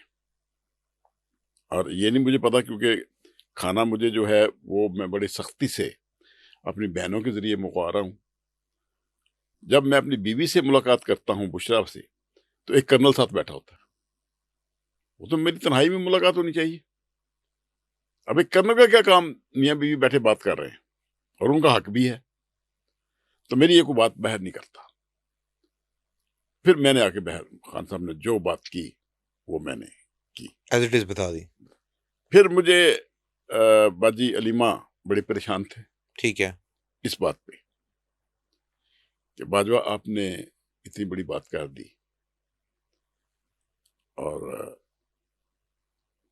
अभी हम मुकम्मल चेकअप का भी ऑर्डर करवाया हुआ है, उसमें कुछ ना निकला तो फिर क्या होगा। मैंने कहा बाजी मैंने जो बात की है जहर देने की, वो यही कही है कि वो खान साहब कहते हैं कोशिश कर रहे हैं मुझे मारने की, और स्पेशली स्लो पॉइजनिंग के जरिए। जिस वक्त ये बात मीडिया पे चल गई, मुझे जेल के कुछ अफसरान ने बाकायदा तौर पर, जो मेरे क्लाइंट हैं, उन्होंने बताया कि आपके इस बयान की वजह से हम सब बच गए हैं, क्योंकि ये पूरी दुनिया में बयान चला है आपका और इसका जो बोझ है वो हम पे पड़ना है। कुछ भी होता है इमरान खान साहब को, कल को पोस्टमार्टम उन्होंने यहाँ तो कराना नहीं, कराएंगे तो शौकत खानम से कराएंगे। अल्लाह ना करे उनकी जिंदगी को कोई खतरा हो, लेकिन आपके बयान की वजह से हम महफूज हो गए, बच गए। ये जो अल्फाज थे उन जेल के अफसरान के, ये मुझे इस बात पे फिर वो जो खान साहब ने बात की कि कोशिश की जा रही है, देखो ना, जूते के अंदर लगा सकते हैं आप स्लो पॉइजन को, खाने किसी चीज को लगा देते हैं, इस तरह करके आप कर लेते हैं। तो फिर ये बात जो है आज तक शुक्र अल्हम्दुलिल्लाह अल्लाह ताला ने उस बात में बहुत ताकत रखी और बड़े बड़े जो चाहते थे इमरान खान साहब को किसी न किसी तरीके से रास्ते से हटाने के लिए, वो नाकाम हो गए। अब उनके पास, जैसे आपने बात की कि वो अंदर बैठे मुर्गा खाता है, या इसमें कोई शक नहीं, उसकी बहनें मिलती हैं, वही उसको लाके देती हैं, वो खुद बनाता है, खुद पकाता है। अच्छा। हाँ हाँ, अंदर वो खान साहब जेल में खुद खाना पकाते हैं? वो खान साहब, देखिए मैं एक और आपको बात बता दूं, तफासीर कुरान जो है हर मुकातब पे फिक्र की वो नपाली हुई है। खाली पड़ी है या बाहर निकल के अमल करेंगे? अमल देखिए, वो पहले भी अमली आदमी है। अच्छा। वर्ल्ड कप नहीं दिया उसने, शौकत खानम का ऐलान करके नहीं बना के दिया, फिर कौम को उसने कहा मैं उजागर करूंगा, नहीं किया उसने। आज सुन रहे थे कि 18 साल से उम्र जो बढ़ा के 25 साल कर देंगे वोटर की। ये क्या हो रहा है मुल्क के साथ? ये कौम को जो दे रहा है एक जिंदा शख्स दे रहा है, बिल्कुल। उसका नाम है इमरान खान। आज हम गजा के बारे में जो अब हम इसराइलियों के साथ हाथ मिला के बैठ गए हैं, इमरान खान के बयान तो उठा के देखिए। हजरत क़यादत रहमतुल्लाह अलैह, अल्लामा इकबाल रहमतुल्लाह अलैह ने क्या फरमाया था, उसी पे इमरान खान चल रहा था। और यही दुख है यहूद और नसारा को। कुरान और हदीस के अंदर है तुम यहूद और नसारा कभी दोस्त नहीं बन सकते, नहीं बन सकते ना वो आपके कभी दोस्त होंगे। बिल्कुल। आप हाथ मिला रहे हैं, अपनी फौजें भेज रहे हैं डिसआर्म करने के लिए हमास को। माफी चाहूंगा, हमास के लीडर का मुझे बयान बड़ा खूबसूरत लगा। मेरा ये पैगाम आसम मुनीर तक पहुंचाए, जो पाकिस्तान आर्मी के आर्मी चीफ है। वो जिन जवानों को भेज रहे हैं ना, उनके कफन भी साथ भेज दे और उनकी कब्रों का सामान भी खोदने का भेज दे। हम 75 साल से ये जंग लड़ रहे हैं, तुम्हारे 8-10 हज़ार फौजी हमारा क्या बिगाड़ लेंगे? दुनिया की अजीम तरीन जो ताकत है इसराइल और अमेरिका, हम उसके सामने नहीं झुके और आप किनको भेज रहे हो? अब देखिए, हमने ये एक मुआहदा करके अपने हमसाया मुल्क चीन और ईरान पे हमले के लिए वो बैठा हुआ है और हम उसके साथ दोस्ती कर रहे हैं। क्या अपने हमसायों को छोड़ के हम दूसरी जगह जा सकते हैं? बिल्कुल नहीं। कुरान और हदीस इस पे बहुत वाज़ेह है, अपने हमसाये के हकूक के बारे में। तो इसलिए कौम को किस तरफ लेके जा रहे हैं, मैं ये समझता हूँ कि वक़्त आ गया है। क्योंकि उन्होंने हमारे वकला बरादरी में से भी आधे वकला को खरीदा हुआ है। खरीद ही ली है। जी, एस्टेब्लिशमेंट ने खरीदा हुआ है। फौजी अदालतों की हिमायत वो करते हैं, 26 तरमीम नहीं बनाई उन्होंने, एक वकील ने। ये कानून कौन है आपका? वही वकील ही है। तो फिर बाजवा साहब, मुझे ये बताएं कि एशिया में पहली दफा ऐसा वाकया हुआ कि 2025 साल 2025 में 1400 लोगों को एनकाउंटर कर दिया गया और जिसमें से 90% सेम पैटर्न पे थे। तो आप मुझे ये बताएं कि आप क्या समझते हैं, ये प्री प्लान्ड करते हैं या तरीका वारदात क्या है? ये जो आपने बात की कि इनका एक ही पैटर्न है, उठाना, मारना। दोस्त छुड़ाने आते हैं, और दोस्त छुड़ाने आए या उसकी फायरिंग से मर गए। या दोस्तों के साथ जा रहा था, उन फायरिंग हमारी क्रॉस हुई तो वो अपने दोस्त की फायरिंग से हलाक हो गए। बिल्कुल। आज तक पुलिस वाला तो नहीं हलाक हुआ। जख्मी हो जाते हैं। जख्मी भी वो शेरे वाली बंदूक लेके हो जाते हैं। एयर गन जो होती है, हाँ जी, हाँ जी। वो इधर से जो है वो आपका जो गोश्त है ये थाई का है, उसके आगे से गुजार दे। आना तो यही है ना, फायर लगा। बिल्कुल ठीक। मेडिकल तो यही होना है ना। तो इस तरह की ड्रामेबाजी मैंने बहुत सारी इन केसों में देखी है पुलिस के। बिल्कुल ठीक। लेकिन ये जो 1500 से ज्यादा लोग इन्होंने मार दिए, कोई आया नहीं, उसकी वजह थी इनके खिलाफ खड़ा होने वाला कोई नहीं था, को आने वाला नहीं था, ना को वकील था, ना को मदई था। ऐसे ही है। और अल्लाह ताला जिससे काम लेना होता है ना, अल्लाह ताला ने अपने बंदे मुकर्रर किए हुए हैं। बेशक, कोई शक नहीं। रब उनसे ही लेता है। बिल्कुल। और मैं खुशकिस्मत हूँ कि एक ऐसा केस मेरे पास आया जिसे मैंने किया, और आप दोस्त अहबाब ने, स्पेशली व्लॉगर्स ने इसको पूरी दुनिया में उजागर किया, जिसकी वजह से हमारे बड़े बड़ों की आंखें खुल गई। हो क्या रहा है, स्पेशली जब ये गुर्दे और जिगर का मामला सामने आया, तो यकीन जाने, हमारा ये पिछले दिनों इलेक्शन हुआ है लाहौर बार का, मैं वहां वोट डालने गया। बड़े सीनियर लॉयर्स ने मुझे वो जफ्फियां डाली और मेरा माथा चूमा। यार कोई तो है, कोई तो आया सामने, वरना तो सब बैठे थे। अगर मैं भी ना उठाता, ये सिलसिला चलता रहना था। सर जी, सुहेल जफर चड्ढा साहब के ऊपर आपने डायरेक्ट इल्जाम लगाया है, आपके ऊपर भी तो कोई कार्रवाई हो सकती है। सर करें, जब मैं खाते ही हकल आलू।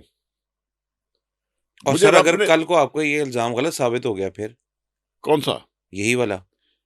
भाई, इल्जाम मैं तो नहीं लगा रहा, इल्जाम मुदई पार्टी लगा रही है, उसके पास फिल्में भी हैं। अच्छा, वीडियो रिकॉर्ड एविडेंस भी भाई है। क्या कर रहे हैं, मैं बताया नहीं, भावलपुर से बंदे उठाए, हर आदमी के हाथ में कैमरा है। बिल्कुल। साहिवाल से उठाया, शादी है वहां पे, क्या किसी के हाथ में कैमरा नहीं था? हम्म। फिर क्या सुहेल चट्ठा के जो सीसीडी के जितने मुलाजमीन, इसके सारे सिंसियर हैं इसके साथ, उनके अंदर दिल नहीं है, मुसलमान नहीं है वो? क्या उन्होंने फिल्में नहीं बनाई होंगी? सर, 9 मई के बाद लगता नहीं ऐसा कोई जो है ना, दिल में किसी के ईमान है कोई भी फोर्सेस के अंदर। आपका क्या ख्याल है इस बारे में? शाह साहब, आप सैयद बादशाह हैं, एक गुजारिश करूंगा, मायूसी गुनाह है, बेशक, कोई शक नहीं। हमें मायूस नहीं होना चाहिए। और आपके प्रोग्राम में बताता चलूं, पाकिस्तान का मतलब क्या, ला ला इलाहा इलाहा इल्लल्लाह। कहां बना, बिल्कुल। आपको नहीं पता। किसने बनाया, आपको नहीं पता। किस जगह बना, आपको नहीं पता। आज मैं बता के जाता हूं। 1945 में मरे कॉलेज सियालकोट में मेरे चचा प्रेसिडेंट थे। अच्छा। वहां पे असगर सुदाई साहब लेक्चरर थे। हम क्योंकि जिम्मेदार फैमिली से ताल्लुक रखते हैं, चचा ने हुक्का रखा हुआ था। उस दौर का हुक्का एक बहुत बड़ा नशा था। वो हुक्का पीना आते थे दोपहर के खाने के बाद। तो चचा की उनके साथ हमेशा ये लड़ाई होती थी कि हमें ये बताइए, नाम तो रख लिया है करारदाद पाकिस्तान में, नाम तो रख दिया। नाम तो रख दिया पाकिस्तान, मतलब क्या है इसका? कोई महीना 2 महीने ये झगड़ा चलता रहा असगर सुदाई साहब से, क्योंकि वो टीचर थे, उनके सीनियर भी थे और वो शायर भी थे। एक दिन उन्होंने कहा बाजवा टेबल पे खड़े हो जाओ, जोर से कहो पाकिस्तान का मतलब क्या है। चाचा ने नारा लगाया, नीचे से ऐसे सुनाई उठते हैं ला इलाहा इल्लल्लाह। ये नारा इस तरह वजूद में आया। फिर कैद आज़म रहमतुल्लाह अलैह ने चचा को गोल्ड मेडल अलीगढ़ यूनिवर्सिटी में दिया था। मेरे वालिद के कजन 8-9 वहाँ पढ़ते थे। उन्होंने हजरत कैद आज़म रहमतुल्लाह अलैह को बताया कि ये हमारे भाई हैं, उनके इधर बुला लो।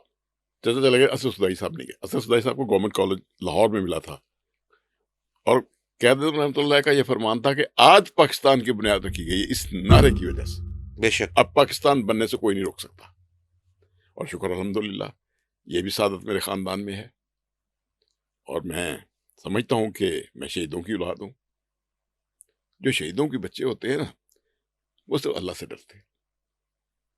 बेशक। डर खौफ अल्लाह का है। और अल्लाह ताला हमें, मैं हमेशा दुआ करता हूँ खात्मा बिल खैर और ईमान पे हो और शहादत की राह मुझे मौत दे। आमीन। ये मेरी दिली ख्वाहिश है। बाजी साहब मुझे ये बताएं कि सीसीडी ने कुछ जो अच्छे काम किए हैं उनमें से हमने ये देखा कि सड़कों के ऊपर जो स्ट्रीट क्राइम है वो भी बहुत कम हुआ है। उसकी अप्रिसिएशन के साथ साथ हमने ये भी देखा कि कुछ बड़ी जो है प्रोफाइल्स उनको भी इनकाउंटर किया गया, जिनमें से एक रिसेंटली हमने देखा तीफी भट्ट को जो है ख्वाजा तारीफ गुलशन साहब को उन्होंने जो है वो कत्ल किया या इनकाउंटर किया उनका। आप क्या समझते हैं ज़ाती तौर पे इकदाम ठीक था? क्या ये लोग वही डिजर्व करते थे? नहीं, मैं कानून का तालिब इल्म हूँ। ठीक है। मौत का हक सिर्फ अदालत को है सजा देने का, ठीक। किसी उस फर्द को नहीं, किसी अदारे को नहीं। या जंग में फौजें लड़ती है तो फौजों के पास एक इख्तियार होता है, दोनों के पास होता है। बिल्कुल ठीक। इसी तरह सीसीडी के पास कोई इख्तियार नहीं है किसी बंदे को मारने का, ठीक है। ना ही उनके लॉज मैंने बड़ा गौर से पढ़ा है। 18 शेड्यूल 4 है उनका, उसमें 18 या 9 ऐसे हैं जिसमें मंशियात भी शामिल है, डिकेटी भी शामिल है, ये हाइकर का, ये वो सारे जराइम जो हैं जिन पे ठीक वो है। हाथ डाल सकते हैं, ठीक है। जो वो उनकी ठीक है, डोमेन में आते हैं। वो डोमेन में आते हैं। मैंने शुरू में जो बात कही थी, जो उनका अच्छा काम है मैं उसकी तारीफ करूंगा और मैंने की भी। जो ज्यादती होगी वो भी हम हाईलाइट करेंगे। ठीक है। अपनी जात के लालच के लिए अगर आप किसी को मारते हैं तो वो बहुत बड़ा जुल्म है। नबी करीम सल्लल्लाहु अलैहि वसल्लम ने फरमाया है एक बेगुनाह का कत्ल पूरे आलम इस्लाम पे भारी होता है। बिल्कुल। तो फिर इनको वो जो 3 मासूम हकीकी भाई, एक 17 साल की उम्र का, 2 उनके बहन हुई, ये मार देना कहाँ लिखा था? और तस्दीक तो कर लो जालमो, अगर वो छोटा मोटे जराइम में कहीं मुलवस भी है तो उनको चलान कर दो, डिकेटी में बड़े केस में चलान कर दो। इस तरह एक घर पूरा उजाड़ के 22 बच्चे यतीम करके 5 नौजवान लड़कियां बेवा कर दें आप, ये इसकी मैं कभी हिमायत नहीं करूंगा। बिल्कुल ठीक। ऐसे काम होगी। सर मुझे ये बताएं कि गोगी भट्ट, क्या उसका भी इंजाम ऐसा ही होगा? शाह साहब, आपके प्रोग्राम में मुझे तकरीबन कोई 40 साल वकालत में हो गए। क्रिमिनल प्रैक्टिसिंग लॉयर हूँ। रफीक अहमद बाजवा मरहूम ने 1977 कौमी ताद बनाया था, मैं उनका शागिर्द हूँ। डॉक्टर खालिद रांझा साहब, चौधरी इत्तेजाज साहब भी उनके पास आते रहते, बड़े मामलात में उनसे बड़ी सलाह मशवरा होता था। मैंने जो लाहौर देखा है ना, लाहौर में स्पेशली, लाहौर कभी भी किसी बदमाश को जवान नहीं होने देता। एक बात ध्यान में रख लें। अच्छा। मौलाना नूरीनाथ से ले लें, शाहिया बदमाश को ले लें, अच्छा शुक्र वाला ले लें, जो मशहूर मशहूर बदमाश है लाहौर के, सबको उठा के देख लें, सबका अंजाम यही है। और ये जो ख्वाजा तारीफ भट्ट हैं या गोगी भट्ट है, ये तो मियाँ बरादरान के बहुत खास आदमी थे। ग्वाल मंडी में इनकी इजाजत के बगैर कोई जलसा नहीं कर सकता। उन्होंने अपना, जैसे उसके भाई ख्वाजा अजहर ने कहा कि मुझे तोहफा दिया है मरियम ने और शहबाज शरीफ ने, भाई की लाश जो है मुझे तोहफा भेजा है। ऐसे ही है। इसका मानी क्या है? ये समझने वाले आंदा वक्तों में समझेंगे। ये भी मैं आपको बता दूं,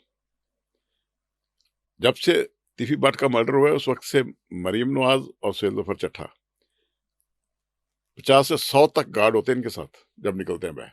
ये है इनकी जिंदगी, आम इंसान नहीं है ये। यानी कि इनको थ्रेट है।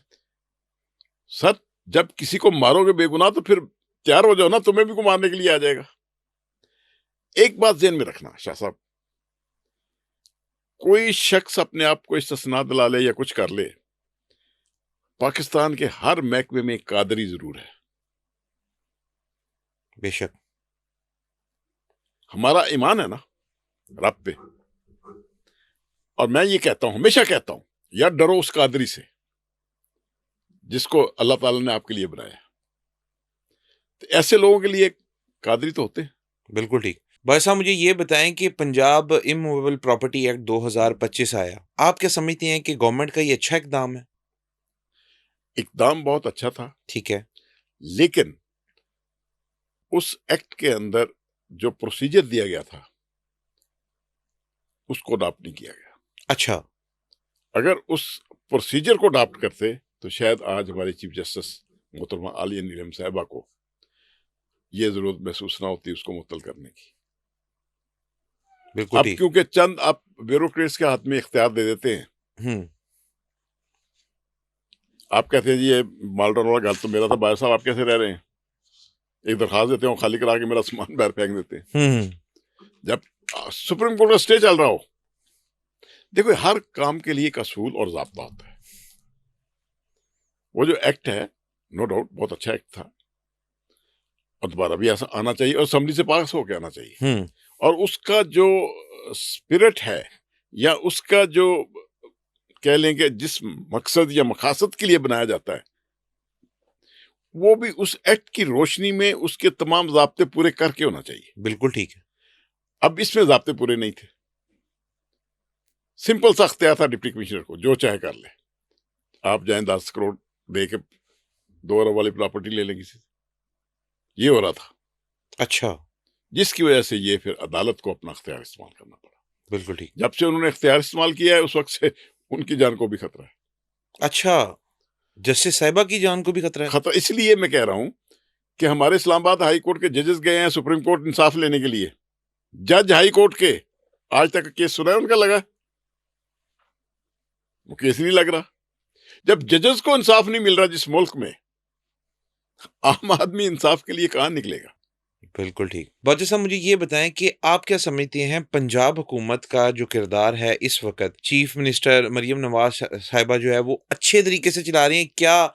नंबर 1 आज तक की जो पंजाब की आप समझते हैं वजीर आला शिप जो है वो कर रही हैं, या इससे पहले भी कोई इस तरह के इकदाम कर बैठा है? शाह साहब मैं माफी चाहूंगा,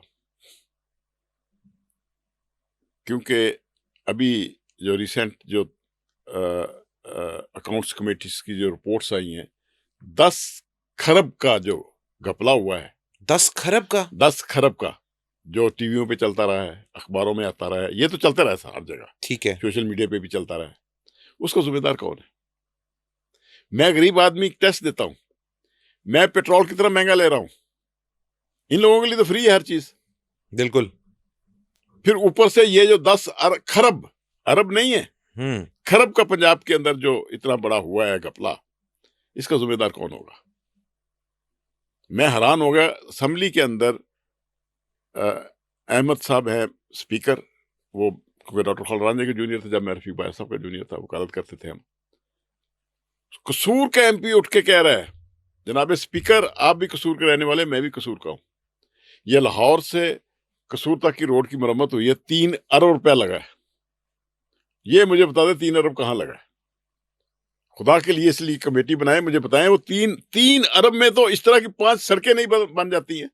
बिल्कुल। तो सिर्फ मरम्मत करने पे उसमें 3 अरब लगा।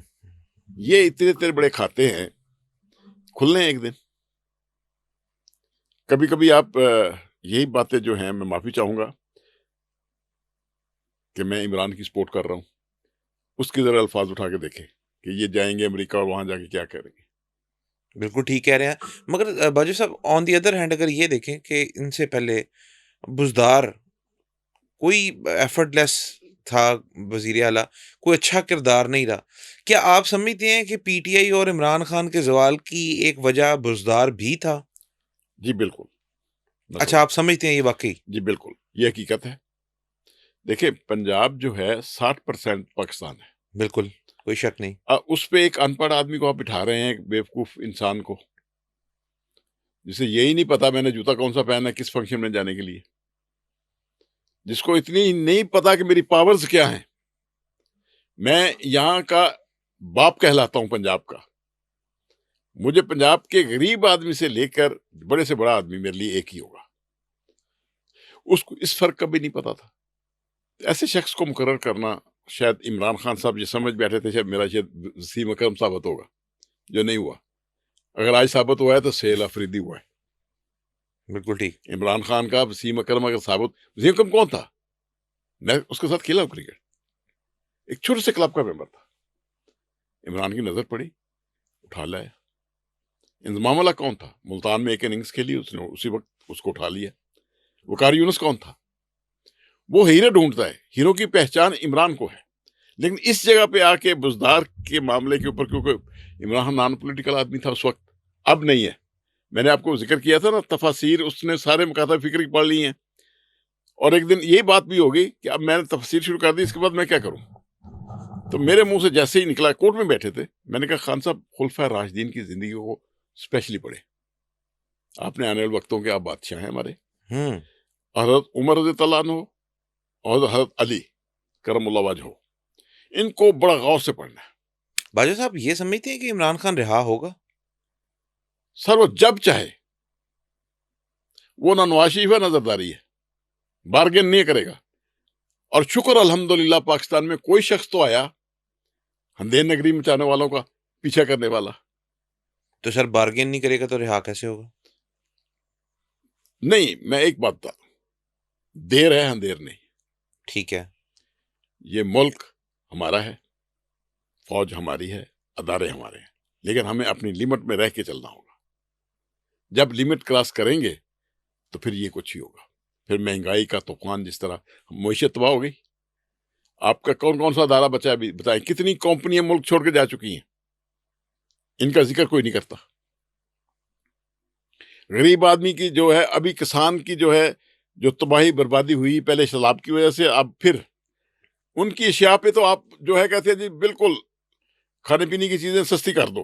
भाई जो पैदा करता है, मेहनत करता है, उसकी अशिया तो सस्ती कर दो। जो आप बनाते हैं स्टील मिलों में, बड़ी बड़ी फैक्ट्रीज में, टेक्सटाइल मिलों में, वो कपड़ा और वो सारी चीजें आप क्यों नहीं सस्ती करते? बिल्कुल ठीक। आप अमीर लोगों को तो आप रहते देते हैं, गरीब आदमी का ख्याल ही नहीं है। तो सर पीटीआई का मुस्तकबिल क्या समझते हैं? देखिए इस वक्त मेरी राय में पीटीआई 90% से ऊपर जा चुकी है। ये जितनी देर इमरान को अंदर रखेंगे वो अपनी लिमिट बढ़ाता जाएगा। उसकी पॉपुलैरिटी में कमी नहीं आई, बड़ी जरूर है। अब 8 फरवरी के लिए ये लोगों को गिरफ्तार कर रहे हैं। मुख्तलिफ हमारे हाई कोर्ट में वकला बताते हैं जी फलां बंदा आया, फलां बंदा आया, तो मशवरा ये दिया कि आप 8 फरवरी गुजरने दें, आप दायमाई हो जाए। अब जिस मुल्क में फंडामेंटल राइट्स की इजाजत ना हो, उस मुल्क का रहना या वजूद में रहना फिर कमाल ही है। बिल्कुल ठीक। भाई साहब आखिरी सवाल, और क्योंकि आप जिस तरह बोल्ड हैं, आप जिस तरह बोलते हैं, अल्लाह ताला ने आप पे खुसूसी करम नवाजी की है नबी पाक के सदक़े, कि आपके अंदर अभी भी जुर्रत का मादा मौजूद है कि आप जो है वो हक को हक और गलत को गलत कहते हैं। औरत की हुक्मरानी मजहब में जायज़ नहीं है, आपका इस बारे में क्या ख्याल है? बिल्कुल मैं आपसे इत्तेफाक करता हूँ, क्योंकि अहादीस शरीफ में भी है, और स्पेशली डॉक्टर इसरार अहमद साहब को कभी देखें, उनकी बुक्स का मुताला करें। औरत की हुक्मरानी और ताजरों की हुक्मरानी साथ ये भी कर लें, कभी मुल्क नहीं चला सकते। ये ज़हन में सर रखिए। इतने यहाँ पे देखिए 4 खवातीन हैं जिनको 9 दफा तलाक़ें हो चुकी हैं, वो इस सूबे को चला रही हैं। कम से कम अगर किसी औरत को बनाना ही है तो कैरेक्टरलेस तो ना हो, उसका कोई कैरेक्टर भी होना चाहिए। उसका खामद दर बदर की ठोकरें तो ना खाए, अपना घर तो संभाले ना। अगर बन ही गया, रब ने आपको इज्जत दे ही दी है, तो फिर उस इज्जत को उस तरीके से लेके चलो। सर देखें, बात ये है कि अभी आपने कहा कि 8-8 दफ़ा तलाक़ें हुई हुई हैं, तो मैडम बुशरा ने भी तो इसी तरह के ही सिस्टम से आई हुई हैं। एक सर्कल है एक पूरा। उसको उसके खामद ने 3 दफा तलाक़ें दी थी, 3 तलाक़ें दी थी। ठीक है, एक तलाक जो होती है 3 दफा होती है, 3 दफा होगी तो मौसर होगी ना। ऐसे ही है। तो जब 3-3 दफा तलाके लोग मुख्तलिफ खामदों से। बुशरा बीबी ने तो एक ही खामद किया था और खामद की इजाजत से ही शादी की थी उसने आगे। सर आप माशाल्लाह मुताला करते हैं। मैं गुजारिश करता हूँ जी, एक यहाँ पे इद्दत केस बना, जी, जी। ठीक। अब मुझे ये बताइए, निकाह के 4 माह के बाद बच्ची पैदा होती है, दुनिया के किसी कानून में किसी मेडिकल अफसर से मुझे तस्दीक करवा दे इसकी। पॉसिबल ही नहीं है। ह्यूमनली दूसरी बात, पॉसिबल नहीं। एक बंदा जेल में है, उसके घर बेटी पैदा होती है, वो कैसे पैदा होगी? इसका जवाब कल को कौन देगा? शाह साहब, मेरा इशारा समझ रहे होंगे आप। जी, बिल्कुल, बिल्कुल मैं समझ गया। वो जो ये दोनों मैंने जो बातें की हैं, आने वाले वक्तों में इन्होंने तो खुद ये चैप्टर खोल दिया इद्दत वाला केस करके। वे पहले अपने माल तो देखो, फिर किसी के माल पे हाथ डालो। माशाल्लाह मुताला आपका बहुत अच्छा है। भाई साहब आपने एक एक्स वाइफ इमरान खान साहब की रिहाम खान साहिबा का एक उन्होंने एक किताब लिखी, वो पढ़ी आपने सर? नहीं, मैंने नहीं। अच्छा, क्योंकि सर उस किताब के अंदर ऐसे-ऐसे इंकशाफात हैं कि मतलब किस तरह एक सर्कल बना शादियों का, निकाह का, ख़ावर मानिका, जुल्फ़ी बुख़ारी, मैडम बुशरा और एक एक पूरा सर्कल है। तो सर वो भी तो यही सारा सिस्टम चलता रहा। शाह साहब, मैं आप छोटे भाइयों की तरह भी हैं, बेटे की तरह भी हैं। बिल्कुल, एक बात आपसे जरूर करूंगा, जब आपको बात करें उस शख्स की करें जिसकी क्रेडिबिलिटी हो।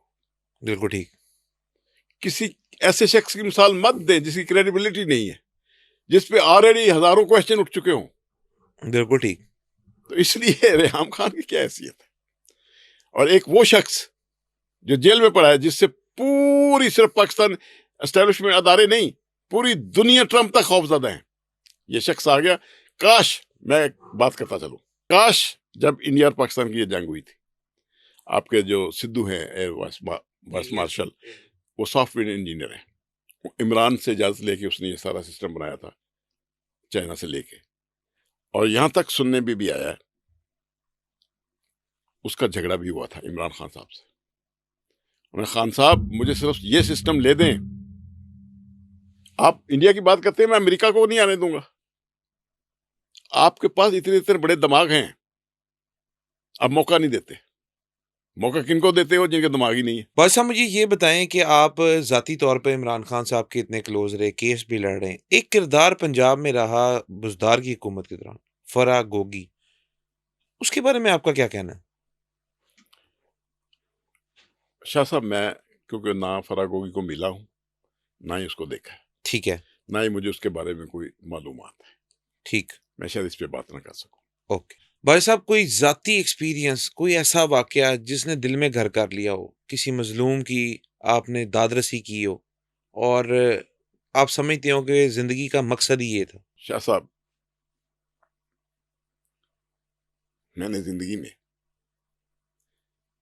देखिए, मैं छोटा बेटा था घर में, और हमारे जाट फैमिली में जो छोटा होता है अथरा होता है, समझ रहे हैं ना? बिल्कुल, उसकी हर खानदान के हर बंदे ने उसकी माननी होती है। मेरी भी यही हालत थी। मैं लॉ करके बालपुर से यहाँ लाहौर आ गया, आवारागर्दी करता था। फोर्ट्रेस स्टेडियम में एक होती थी हमारी ज्यादा, YMC मार रोड पे मैं हॉस्टल में रहता था। एक दिन रात को मैंने किताब पढ़ी, वालिदैन के हकूक। मैंने अगले दिन ही टिकट करा के रही मेहरा चला गया। अपनी माँ के पांव पकड़े, अपने बाप के। मैंने कहा, पीछे जो हो गया मुझे माफ कर दो, आपको शिकायत नहीं है। मेरी जिंदगी उस तरीके बाद शुरू हुई। वापस लाहौर आया, वकालत शुरू की, और अल्लाह ताला ने बड़ा ही करम किया। यह है वालदान की अजमत और उनकी दुआएं। बिल्कुल, मेरे पास एक बूढ़ी वालदा आती है, यहाँ उसको वो लगा हुआ था, क्या कहते हैं, ब्रेनुला, बरनला। और 2-3 लेडीज साथ थी, कह लीजिए इसकी बेटे को सजाए मौत हो गई है, अपील करनी है, आप गरीबों का काम फ्री करते हैं, पैसे नहीं है। कोई बात नहीं, कॉपी ऑर्डर किया है उन्हें, नहीं, वो भी मेरे पास नहीं है। आज फैसला सुनाया जज साहब ने। मैंने अपने मुंशी को कहा, भाई ये कॉपी निकलवाओ, ये वकालतनामा मैं क्या बाजी करवा लाओ, उन्हें काम करवा लेंगे। वो जेल से करवा लाए। अपील हाई कोर्ट से डिसमिस हो गई, सुप्रीम कोर्ट चले गए, मैंने फीस नहीं ली। सुप्रीम कोर्ट केस फाइल करने का ही 35-40 हज़ार रुपया खर्चा ही खर्चा है। मैंने वो अपील भी डिसमिस हो गई। मैं जब अपील डिसमिस हुई तो मुझे अब जो होता है, मैं आ गया घर, वही बूढ़ी वालदा उसकी मेरे पास आती है। सर जेल से आदमी आया था, अपने बेटे की आखिरी मुलाकात कर लो, परसों सोच रहा है मौत होनी है, हमने फांसी देनी है, वकील साहब आप कुछ कर सकते हैं? मैंने कहा मेरे उस्ताद मोहतरम रफीक बाजा साहब फरमाया करते थे, जिसकी माँ जिंदा उसको सजा नहीं होती। कोशिश करता हूँ। मैं रात 11 बजे घर जाता था, मैं उस दिन शाम को 6-7 बजे घर चला गया। परेशानी क्या,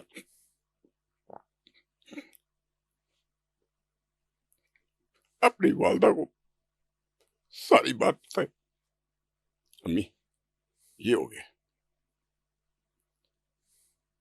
दुआ करें रब को ऐसा सबब बना दे, वसीला बना दे। कहते बेटा परेशान ना हो, दुआ करूंगी, अल्लाह तेरी मदद करे। रात सारी परेशानी के आलम में गुजरी।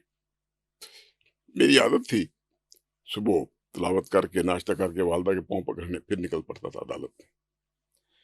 माँ के पास गया, बेटा तू अभी भी परेशान है? मैं कहा जी, जा तेरा काम हो गया, अल्लाह तेरी मदद करे। मैं चुप। अब गाड़ी में जा रहा हूँ, ये माराथन से मार रोड की तरफ, एकदम एक ज़हन में आया कि एक रेमेडी तो है इसकी, इसका रिव्यू भी हो सकता है सुप्रीम कोर्ट में। मैं सीधा डिप्टी रजिस्ट्रार के कमरे में चला गया लाहौर, सुप्रीम कोर्ट बार में। मैंने कहा सर ये एक फैसला था, उसका मैं रिव्यू फाइल करना चाहता हूँ, ऑर्डर कॉपी मिल जाएगी या इसी ऑर्डर पे चल जाएगा काम? उनके इस पे भी चल सकता है, मैं पता करता हूँ, फाइल इधर ही शायद पड़ी ना हो। वो बंडल बांध के भेज देते हैं ना, डिस्पोज ऑफ होती है इस्लामाबाद। क्या सर फाइल पड़ी है, कॉपी अप्लाई कर दें और रिव्यू लिखवाएं। अपना स्टेनो उसने बुलवाया, मैंने उसको लिखवा दिया। लिखवा के तो पेपर बुक्स बनती हैं, वो ऑर्डर लग गया, सर्टिफिकेट कॉपी आ गई, ऑर्डर लग गया रिव्यू। मुझे उन्होंने कहा कि आप 2 बजे आ जाए। 2 बजे गया, उस नंबर लग गया। उसने अपने पीए को कहा, डिप्टी रजिस्ट्रार ने, मेरा सुपरडेंट जेल कोटलाकबा से बात करवाएं। सुपरडेंट कोटलाकबा को कह रहा है कि लिखो ये रपट नंबर मुझे चाहिए वापस, या बंदा भेज रहा हूँ, या अपना बंदा के हाथ मुझे भेज दो। इस केस में रिव्यू फाइल हो गया है, आप उसे कल सुबह सजाए मौत नहीं दे सकते। उसने कहा ठीक है सर, मैंने नोट कर लिया, मैं भेज रहा हूँ। मुझे कहना भाई साहब मुबारक हो, आपका काम हो गया। अब रिव्यू जो है हजारों में कोई एक आधा एक्सेप्ट होता है। उन दिनों लकीली फिर उसकी वालदा आती है कुछ दिनों के बाद, वकील साहब बड़ी मेहरबानी, बचा बच गया। मैं कहा अल्लाह बचाने वाला। मैंने कहा ये जो इसने कत्ल की थी बच्ची, इसके को वालदैन हयात हैं? उसने कहा जी सेपरेशन हो गई है, उसका वालिद यहाँ पे है, वालदा बावल नगर है। मैंने कहा उनसे पूछो। मोहल्ले की खवातीन चले गई, वो मौलवी साहब मेरे पास आ गए, वहाँ मस्जिद थे। क्या भाई साहब मैंने माफ़ कर दिया, मैंने बीवी को तलाक दे दी है, वो चले गई बावल नगर। मैं कहा एड्रेस शायद दी मैंने की है, मैंने अपना बंदा भेजा। अब वहाँ पे उस मुलजम की वालदा के पास किराया भी नहीं था, ना मकतूल की वालदा। मैंने कहा एम्बुलेंस से मेरी बात करवाएं। उसे कहा इसको लेके भी जाना और वापस भी आना है, या अदालत में बयान कराना है हमने, पैसे मैं दूंगा। उसकी वालदा आ गई, यहाँ पे शहनजह साहब के पेश किया, बयान हो गए। शहनजह साहब ने मुझे रोक लिया, भाई साहब रुक जाए, 302 में तो सुलह हो सकती है, कानून इजाजत देता है, वो मैंने कर लिया मंजूर। लिहाजा एंटी टेररिज्म एक्ट के तहत भी सजा है, जिसमें सजाए मौत है, वो मैं नहीं कर सकता। मैं हाई कोर्ट चला गया, हाई कोर्ट से पिटीशन खारिज हो गई। मेरे ऑफिस में एक लड़का था जो हाफिज कुरान था। मैं कहा हाफिज साहब, कुरान और हदीस में है दैयत, जो है अगर उसके वारसान माफ कर दें तो आदमी को माफी मिल जाती है। बिल्कुल। ये तो एंटी टेररिज्म एक्ट हमारा बनाया हुआ है। जब कुरान ये बात कहता है तो ये उसके मुनाफी नहीं है। मुझे इस पे ना जो भी जहां आप पढ़े हो, जितने भी आलिम दीन है, मुझे वो हदीस और कुरान की आयत और वाकयात ला कर दें। उसने मुझे काफी सारा बंडल बना के दे दिया। वो मैंने पिटिशन जो थी रिव्यू की उसके साथ लगा दिया।